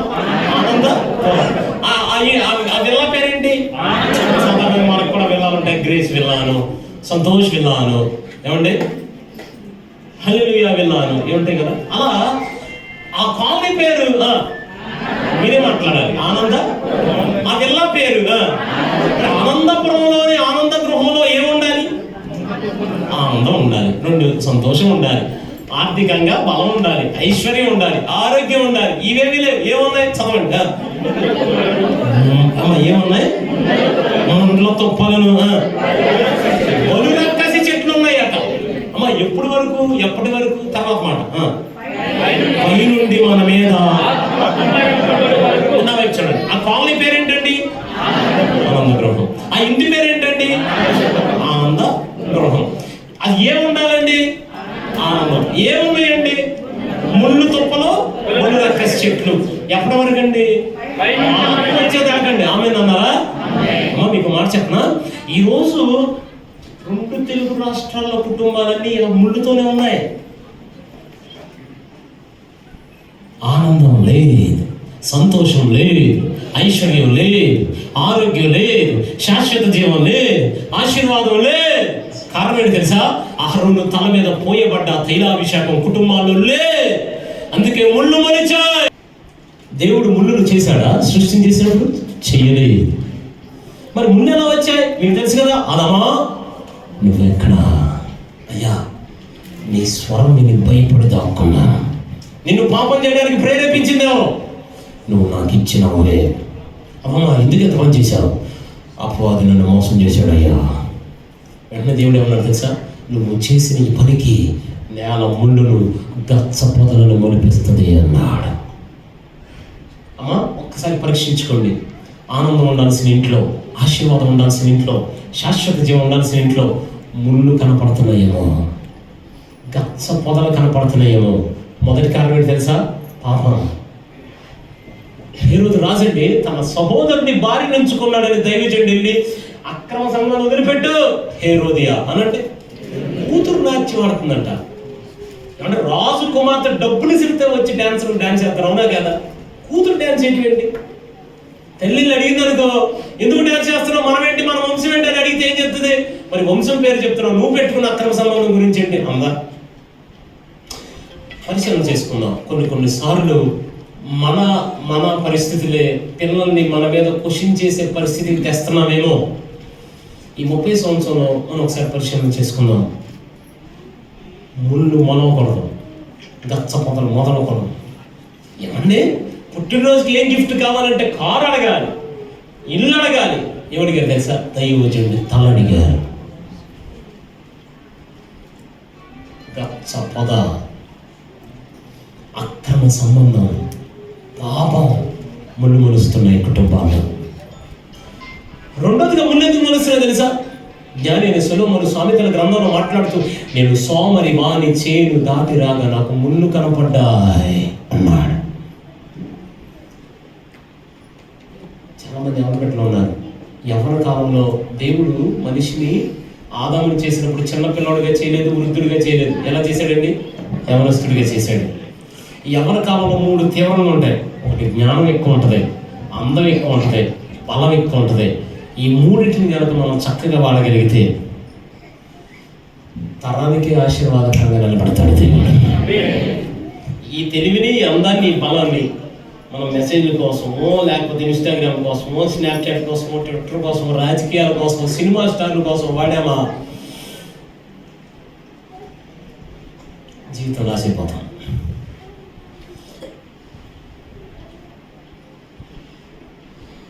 సోమరి వారి చేను దాటి రాగా ముళ్ళు కనపడే. అమ్మ, మీ పిల్లలు ఒకవేళ అటువంటి పరిస్థితిలో ఉంటే ఈరోజే మీరు ప్రభుని అడగండి, ప్రభా నీ ఆత్మ దిగి రావాలి, నా పిల్లల్ని కష్టపడే వారిగా మార్చాలి. అబ్రహాము అనండి కొడుకుని చంపడానికి వెళ్తున్నాడు. ఎస్ సార్ నో వెళ్ళినప్పుడు కట్టెల మోపు కొడుకు మీద పెట్టాడట. ఈయన మాత్రం చిన్న కర్ర పట్టుకున్నాడు. ఆయన్ని భారం ఎక్కువ ఎవరు మోస్తున్నారు? కొడుకే మోయాలి. తక్కువ ఎవరు మోస్తున్నారు? నాన్న మోస్తున్నారు. ఇక్కడ చాలా మంది ఎవరు పెట్టుకున్నారు? నా చెల్లెలు అత్తమ్మలో ఒక అన్నగా చెప్పిన 25 సంవత్సరాలు వచ్చేసరికి పెట్రోల్కి మీ అమ్మ నాన్న డబ్బులు ఆడుకోవడం మీరు. అప్పటికి మీ చేతికి డబ్బులు నడవండి, అందుకని డబ్బులు అడగండి. వారి బాధ్యత కూడా మనమే మోసేవారిగా దేవుడు మార్చాలి. 2 చేతులు పైకెత్తి, ఒక్క నిమిషం అందరూ 2 చేతుల పైకెత్తి, అయ్యా ఇస్సాకు కృప నా బిడ్డలకి నాయన. అందరూ అడుగుతారా?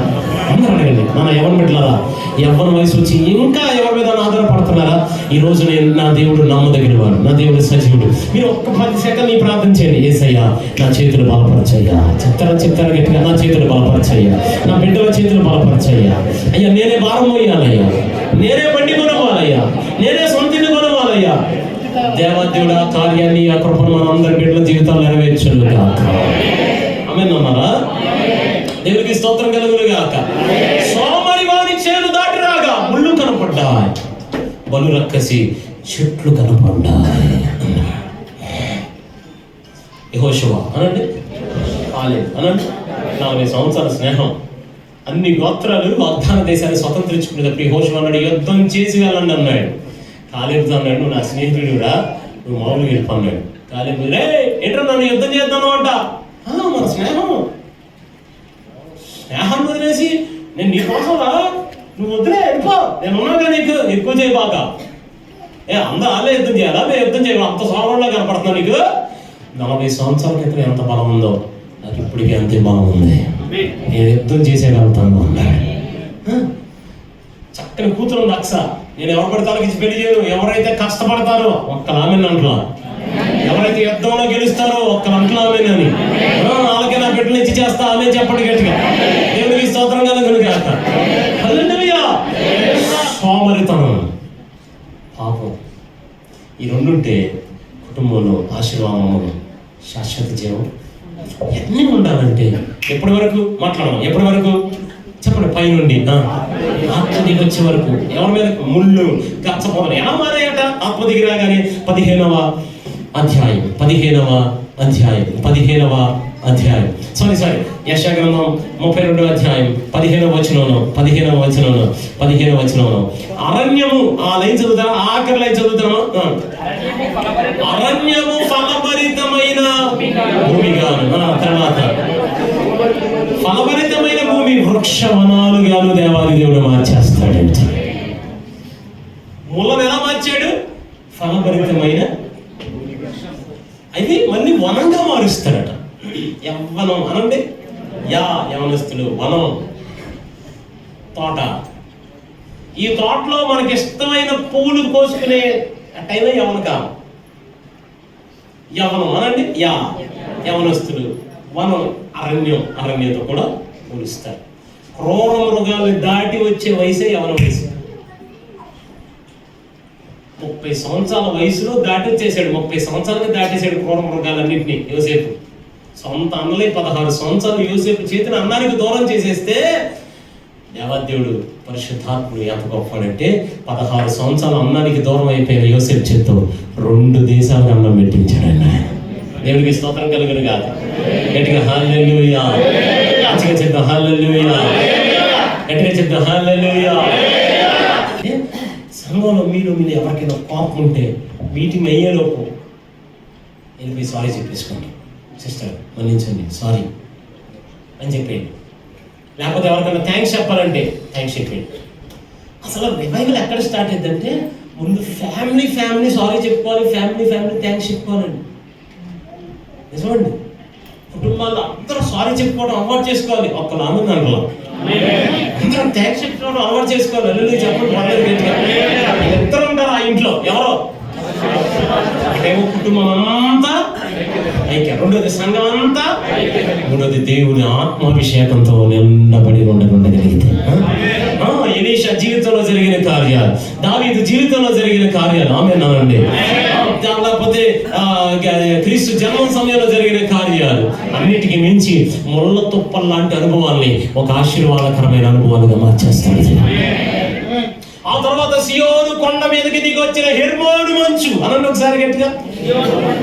హెర్మోను మంచు అనండి గట్టిగా, గట్టిగానండి. అన్నిటికన్నా ఎత్తులో ఉంటాయి హెర్మోను పర్వతాలు. హెర్మోను పర్వతం మీదే మంచు ఉంటుంది, కానీ ఆ మంచుని సియోను కొండ మీదకి ట్రాన్స్ఫర్ చేస్తాయట. అంత దీనులు దాసులుగా బ్రతుకుతారు. మూడోది, ఎవరింట్లో ఇది ఆశీర్వాదం శాశ్వతం ఉండేలా చేస్తాడంటే ఎవరైతే దేన మనస్సు కలిగి ఉంటారో. అన్నట్టుగా నేను ఎత్తులో ఉన్నాను, నాకున్న మంచు అలా పంపించను అనుకుంటుంటారు. మంచు దేనికి సాదృశ్యం? చెట్టుకు మంచు ఉన్నట్లు నేను మీకు ఉంటాను. యేసయ్యకి సాదృశ్యం. ఆమేనండి గట్టిగా. దేవునికి స్తోత్రం కలుగును గాక. యేసయ్య ఎలా వచ్చాడు భూమి మీదకి? తను తాను రిక్తునిగా చేసుకున్నాడు, తను తాను దాసునిగా చేసుకున్నాడు, మరణము పొందినంతగా విధేయత చూపించాడు. దేవుడు వదిలిపెట్టకూడని భాగ్యమని ఎంచగా మహిమను వదిలిపెట్టి భూమి మీదకి దరిద్రునిగా శాపగ్రాహిక భూమి మీదకి వచ్చాడు. అందరూ ఎలా మారాలంటే దాసులుగా ఉండాలి. అనండి ఒకసారి గట్టిగా, గట్టిగా చెప్పండి. ఎలా ఉండాలి? ఎవరైతే దాసులుగా ఉంటారో దేవుడు వాళ్ళకి ప్రత్యక్షత అనుగ్రహిస్తాడు. ఏమిస్తాడండి? ఇక చివరి మాట ప్రకటన 1వ అధ్యాయం. ఇది నా మాట్లాడలేదు, ఒకసారి ఆమేన్ అంటారా? ఆఖరి 5 నిమిషాలు చూద్దాం. ప్రకటన గ్రంథం 1వ అధ్యాయం. అమ్మా, మనందరం ప్రకటన గ్రంథాన్ని బాగా చదవాలి. అనండి ఆమేన్ అంటే కుదిరితే రాసేయాలి నోట్స్లో. ఎందుకు అనుకుంటున్నారు? ప్రకటన గ్రంథంలో రెండవ రాకడ గురించి ఉంది. అసలు ప్రకటన గ్రంథంలోనే ఉందా రెండవ రాకడ గురించి? ఆదికాండం 1వ అధ్యాయంలో కూడా ఉంది. వెలుగు కలిగేను అనండి ఒకసారి. Cosmetic light. ఎందుకంటే అప్పటికి సూర్యుడు లేడు, చంద్రుడు లేడు. ఆ వెలుగు దేనికి సాదృశ్యం? వెలుగై ఉన్న క్రీస్తుకు. అందుకని మొట్టమొదటి రోజున క్రిస్మస్ కి సాదృశ్యంగా చెప్తారు బైబిల్ పండితులు. దేనికి సాదృశ్యంగా? క్రిస్మస్ కు సాదృశ్యంగా. ఆ తర్వాత రెండో రోజు ఆకాశం అనండి ఒకసారి. ఆకాశాన్ని దేనికి సాదృశ్యంగా చెప్తారంటే శిలువ మరణానికి. దానికి రుజువేంటయ్య గారు? మీరు కాదు చెక్ చేసుకుని ఇంటికి వెళ్ళిన తర్వాత 1వ రోజున మంచిది అన్నాడు, 3వ రోజున మంచిది అన్నాడు, 4వ రోజున మంచిది అన్నాడు, 5వ రోజున మంచిది అన్నాడు, 6వ రోజున చాలా మంచిది అన్నాడు. కానీ 2వ రోజున మంచిదని రాయిదా. ఎందుకంటే అది శిలువ మరణానికి సాదృశ్యం. 3వ రోజు నీళ్ళలో నుండి భూమి పైకి తీసుకొచ్చాడు, అంటే పునరుద్ధానానికి సాదృశ్యం. వెలుగు అనండి ఒకసారి. క్రిస్మస్ అనండి. ఆ తర్వాత 2వ రోజు గుడ్ ఫ్రైడే అనండి. 3వ రోజు ఈస్టర్. వెరీ గుడ్ అండి, థ్యాంక్ యూ అండి. ఆ తర్వాత 4వ రోజు ఈ క్రిస్మస్ ని, ఈ గుడ్ ఫ్రైడేని, ఈ ఈస్టర్ ని ప్రకటించే జ్యోతులుగా మనందరం మారాలి. అదే యేసయ్య ఆరోహణ వెళ్ళిపోతూ చెప్పాడు, మీరు యెరూషలేములోను, యోదయలోను, సమరయలోను, భూమిదంతటా నా కోసం సాక్షులుగా ఉండండి, జ్యోతులుగా ఉంటే మనకు 5వ రోజు చేపలు ఇస్తాడు దేవుడు. ఈ 5వ రోజు చేపలన్నింటినీ 6వ రోజున యేసయ్య పోలికలోకి మార్చుకుంటాడు మనల్ని. ఒక్కసారి అలా మార్చుకున్నాడా, ఇక అందరం కలిసి పరలోకంలో పాటలు పాడుకుంటాం. ప్రియా యేసు రాజునే ఒకసారి చెప్పండి. ఫస్ట్ రోజు ఏమంటారు? క్రిస్మస్. చెప్పండి ఏమంటారమ్మా? క్రిస్మస్. 2వ రోజున ఏమంటారమ్మా? Good Friday. 3వ రోజు ఈస్టర్. 4వ రోజు ఇది ప్రకటించే స్టార్స్ అవ్వాలి. ఆమేనండి గట్టిగా గట్టిగా చెప్పండి. ఏమవ్వాలి మనం? స్టార్స్ అవ్వాలి. హల్లెలూయా చెప్పండి. పరిశుద్ధాత్ముడు రాగానే పేతురు ప్రసంగం చేశాడు అపోస్తలుల కార్యం 2వ అధ్యాయంలో. ఆ రోజు 3000 చేపలు పడ్డాయి. అది ఎక్కడ పడ్డాయి అంటే యెరూషలేములో పడ్డాయి. తర్వాత 3వ అధ్యాయంలో శృంగారమైన దేవాలయంలో కుండివాడికి కాళ్ళు వచ్చాయి. మళ్ళీ ప్రసంగం మొదలెట్టాడు. 5000 చేపలు పడ్డాయి. అవి యోదయాలో పడ్డాయి. ఆ తర్వాత అపోస్తలుల కార్యం 2వ అధ్యాయంలో ఆర్థిక శాఖ మంత్రి కందాకే రాజు దగ్గర నపుంసకుడు రథం మీద వెళ్తుంటే యెషయా గ్రంథం 53 ప్రకారం ఫిలిప్పు సువార్త చెప్పాడు. మంత్రికి బాప్తిస్మాలు జరిగాయి. అది సమరయలో జరిగింది. ఆ తర్వాత 9వ అధ్యాయంలో పౌలు అపోస్తలుడు వచ్చాడు. 10వ అధ్యాయం నుంచి 4 మిషనరీ యాత్రలు చేశాడు. భూదిగంతముల వరకు సువార్తను ప్రకటించడం మొదలు పెట్టాడు. అందుకే యెరూషలేములోను, యోదయలోను, సమరయలోను అట్లానండి భూదిగంతమున ప్రకటించే స్టార్లుగా మారాలి మనం. ఆమె అంటాల్సి దేవునికి స్తోత్రం కలుగును కాదు. హల్లెలూయా.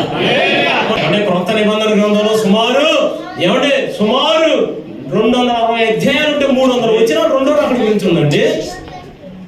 అందరూ మొదటి రాకడ చేసుకున్న హ్యాపీ క్రిస్మస్. మొదటి రాకడ పండగ కన్నా బైబిల్ గ్రంథంలో రెండో రాకడ పండగ గురించి 8 రెట్లు ఎక్కువ సార్లు రాశాడు.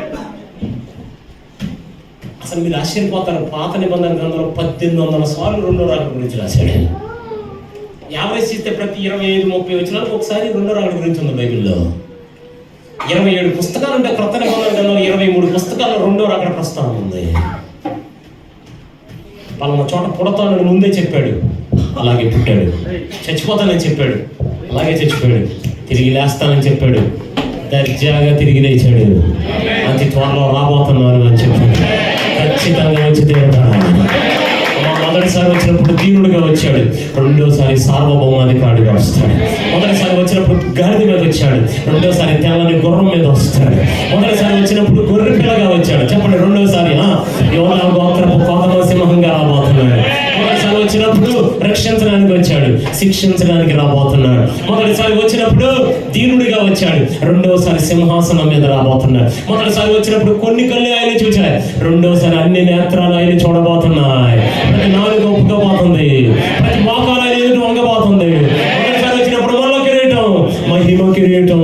మొదటిసారి వచ్చినప్పుడు ద్వేషిస్తున్న వారి ఎదుట మౌనంగా ఉన్నాడు, రెండోసారి కడబోరతో రాబోతున్నాడు. మొదటిసారి వచ్చినప్పుడు యెరూషలేమును చూచి ఏడ్చాడు, రెండోసారి అదే యెరూషలేమును రాజధానిగా పరిపాలించబోతున్నాడు. మొదటిసారి వచ్చినప్పుడు చేతుల్లో మేకులు, రెండోసారి చేతుల్లో ఒక రాడ్డుతో రాబోతున్నాడు. మొదటిసారి వచ్చినప్పుడు విత్తనంగా పాతి పెట్టబడ్డాడు, రెండోసారి ఆ పంట వాళ్ళందరినీ కోసుకుని వెళ్ళడానికి రాబోతున్నాడు. మొదటిసారి వచ్చినప్పుడు వాక్యము శరీరధారిగా వచ్చాడు, రెండోసారి వాక్యం నెరవేర్పు కొరకు రాబోతున్నాడు. మొదటిసారి వచ్చినప్పుడు సిలువ, రెండోసారి వచ్చినప్పుడు ఒక ఖడ్గాన్ని చేత పట్టుకుని రాబోతున్నాడు. మొదటిసారి వచ్చినప్పుడు సిలువ, రెండోసారి కత్తితో రాబోతున్నాడు అనే చెప్పాలి. మొదటిసారి వచ్చినప్పుడు క్రొత్త నిబంధన ఏర్పాటు చేశాడు, రెండోసారి ఆయన రాజ్యాన్ని ఏర్పాటు చేయబోతున్నాడు. మొదటిసారి వచ్చినప్పుడు తండ్రి వీరేమి చేయించున్నారు ఎరుగరు గనుక క్షమించన్నాడు, రెండోసారి శత్రువుల లెక్క తేల్చబోతున్నాడు. మొదటిసారి వచ్చినప్పుడు శిష్యుల పాదాలు కడిగాడు. ఇప్పుడు అలా కాదు, మన హింసిస్తున్నవారు, ద్వేషిస్తున్నవారు, నిందిస్తున్నవారు, సేవకుని హతసాక్షులుగా చంపుతున్నవారు ఎవరి లెక్క వాళ్ళకి అప్పగించడానికి రాబోతున్నాడు. మొదటిసారి వచ్చినప్పుడు ముసుగు వేయబడిన మహిమ, 2 చేతులు పైకెత్తి ఆమేన్ అనగలిగితే రెండవసారి మహిమ నుండి అధిక మహిమతో రాబోతున్నాడు. అందరికి ప్రకటించబడింది ఈ కృప. నేను మాట చెప్పనా, అసలైన ఆశీర్వాదం ఏంటి తెలుసా? అసలైన ఆశీర్వాదం దేవుని కృపలో పరిశుద్ధాత్మ అలంకరణతో మనం 2 రాకళ్ళు ఎత్తబడితే శాశ్వతంగా నిలిచుండే నిత్య జీవానికి మనందరం ఎగిరి వెళ్ళిపోవడమే. ఈ సువార్త నాకు ప్రకటించబడలేదు అని చెప్పడానికి ఎవరో సరిపోరు. అందరికీ ప్రకటించాం, అన్ని చోట్లకు వెళ్ళాం, అన్ని చోట్లకు వెళ్ళి ప్రకటించాం. హేరోదు రాజుకు కూడా ప్రకటించబడిందండి, కానీ వాళ్ళు వినలేదు, దైవజనులు చంపారు. మొట్టమొదటి హేరోదు రాజు దగ్గరికి జ్ఞానుని పంపించాడు, వినలేదు, చచ్చిపోయాడు. రెండో హేరోదు రాజు దగ్గరికి బాప్తిస్మం ఇచ్చి యోహాన్ని పంపించాడు, పాపం మాను, సంఘంలో చేర్చబడు, బాప్తిస్మం పొందు, సమయం అయిపోతుంది అని వినలేదు. ఆ బాప్తిస్మం ఇచ్చి యోహాను తలకై నరికి చంపాడు. రెండో హేరోదు రాజు కూడా చచ్చిపోయాడు. ఆ తర్వాత మూడో హేరోదు రాజు అపోస్తుల కార్యక్రమంలో 12 అధ్యాయాలు కనపడతాడు. ఆయన దగ్గరికి ఏకంగా అపోస్తులైన యాకోబుని, పేతురుని చంపాడు. యాకోబుని ముక్కలుగా నరికాడు, పేతురుని చెరసాలలో వేసాడు. ఆ రాజు కూడా చచ్చిపోయాడు. ఇక హేరోదు వంశంలో మిగిలిన ఆఖరి రాజు అపోస్తుల కార్యక్రమంలో ఆఖరి అధ్యాయాలు కనపడతాడు. ఆయన పేరు అగ్రిప్పు రాజు. ఆయన దగ్గరికి ఏకంగా పౌలు అపోస్తుల్ని పంపించాడు, మారలేదు. ఇంకా ఆయనకి వారసులు పుట్టలేదు. వాళ్ళిద్దరు భార్య భర్తలు భూకంపంలో చచ్చిపోయినట్లుగా చరిత్రలు చెప్పాయి. మీరు బైబిల్లో ఎక్కడైనా చెక్ చేసుకోండి, హేరోదు వంశం 4 తరాల శాపంతో ఆగిపోయింది. ఇంకెక్కడ మీకు హేరోదు కనపడ్డ బైబిల్లో? అందుకే బైబిల్లో ఉంది 4 తరాల శాపం ఉంటుందని చెప్పాడు. నేను ఒక మాట చెప్తున్నాను, రాత్రి 4 తరాల శాపం ఇచ్చేవాడే కాదు, 1000 తరాలకు కృప చూపుతున్న దేవుడిని రాత్రి నేను ప్రకటిస్తున్నాను. 2 చేతుల పైకైతే ప్రభువుని స్తుతించగలిగితే ఆ కృపను మనందరికీ దేవుడు అనుగ్రహిస్తున్నాడు. 2 చేతుల పైకెత్తి, 2 చేతుల పైకెత్తి, 2 చేతుల పైకెత్తి ఆగకుండా ఆమె చెప్తావా, ప్రభు ఆ కృప నాకే నాయన. అందరూ కళ్ళు మూసుకున్నాం, 2 చేతుల పైకెత్తి. అందరూ ఒక్క చిన్న మాట, ఒక్క 30 సెకండ్ల ప్రార్థన, ఎవరు మౌనంగా ఉండొద్దు. అందరూ రెండు చేతుల పైకి ఏసయ్యా కృప నాకు ఇయ్యయ్యా. ఏసయ్యా అందరూ రెండు చేతుల పైకి. అమ్మ మౌనంగా ఉండదు ప్లీజ్, మీ స్వరాలు వినపడాలి. కృప ఈయన ఆయన, ఆ కృప నాకు ఈయన ఆయన, ఆ కృప నాకు ఈయన ఆయన, నీ కృప నాకు ఈ ప్రభ. ఆశీర్వాదం శాశ్వత జీవనంలో నీ ప్రభ.